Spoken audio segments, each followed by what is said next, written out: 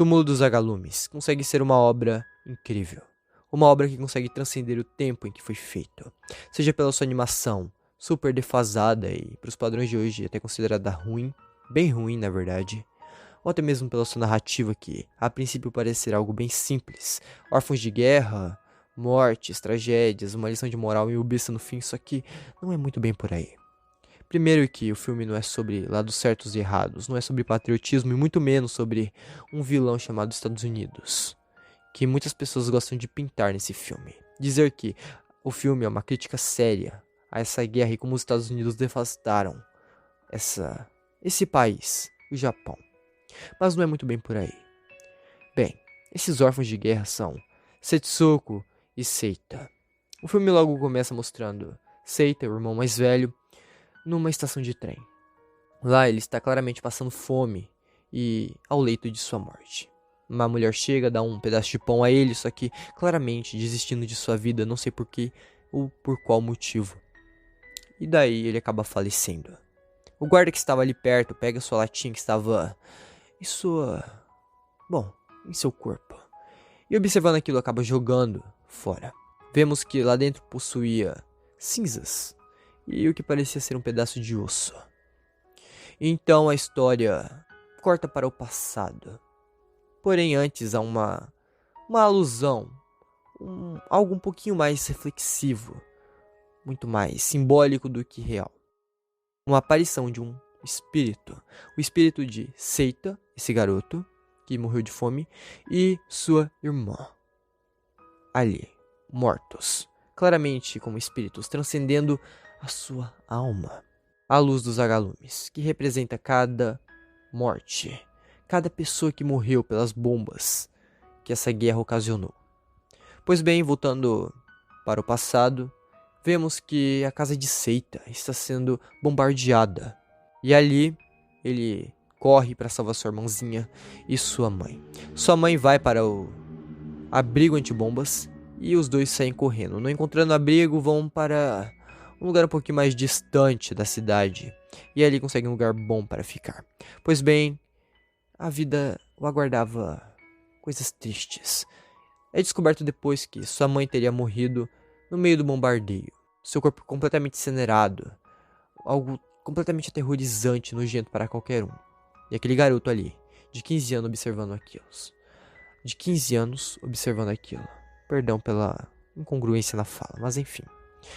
Pois bem, ali ele se encontra como um homem. Porque Setsuko não teria mais nenhuma figura paterna ou materna. Até porque o seu pai está na guerra lutando, com risco de vida. E ali está ele, o único homem da casa. O único mais velho que poderia dar algum sustento para aquela garotinha indefesa e frágil. Sem nada e nem ninguém. Perdeu a única mulher de sua vida, sua mãe. Triste, totalmente desamparada. E depois de algum tempo é nos mostrado uma cena muito pesada, só que as pessoas esquecem. A cena onde Setsuko implora para a sua tia não vender o kimono de sua mãe, até porque era a única lembrança que ela tinha da mesma, daquela mulher, que fazia de tudo pelos dois. Mas, claro que Seita não deixaria impedir. Segura sua irmã e numa cena extremamente perturbadora, vemos os choros, os gritos daquela criança implorando pelo seu kimono, que era de direito dela, da sua querida mãe, que por ser tão nova provavelmente esqueceria do rosto da mesma. Então, avançando na história, vemos que Setsuko vai adoecendo aos poucos. Então, graças aos xingamentos de sua tia, até porque ela sempre chamava Seita de inútil, por não fazer nada e nem mesmo ajudar nos bombardeios, ajudar a apagar os incêndios. Então ali ele não consegue mais ver uma casa, ele vê um lugar de maus tratos.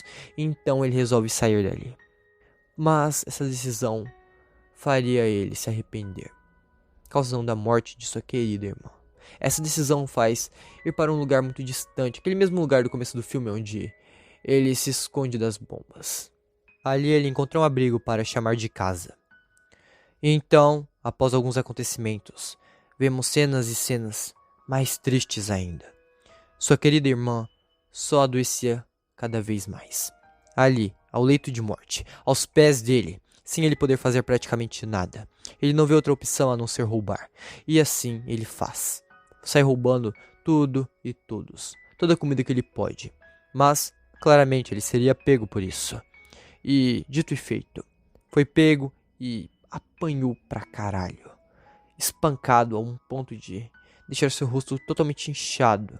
Em uma situação deplorável. Fazendo o agressor quase ser punido por isso. Mas é claro que não foi feito, até porque, bem, ele foi roubado, então, Era os anos 40, vamos ser sinceros. Ali a lei era bem mais fraquinha. Foda-se as crianças. Então, temos umas cenas tão dramáticas e consegue tocar tanto na sua alma que você chora de desespero, dizendo: não, filme, não faz isso comigo. Vemos Setsuo, morrendo de fome. Morrendo de fome, cara. Uma das piores formas de se morrer. Ali. Esmaecida no chão. E seu irmão totalmente triste, sem saber o que fazer, não vê outra opção a não ser abraçar aquele corpo, com toda a força que ele pode, e dormir. Seu último dia junto com sua querida irmãzinha. Então, depois disso, ele acaba cremando o corpo dela. E, bem, ele nunca mais volta àquele lugar. Então, temos um fim cíclico. Algo que remete ao começo, nos fazendo lembrar daqueles fantasmas que vimos lá, bem lá no comecinho do filme, onde eles estavam indo para algum lugar. E ali é mostrado um Japão mais tecnológico, eles observando o futuro.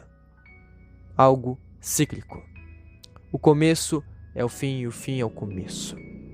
O fim daquelas duas crianças representava não só o fim do filme, mas também o fim da guerra e assim a prosperidade do Japão que viria nos próximos anos.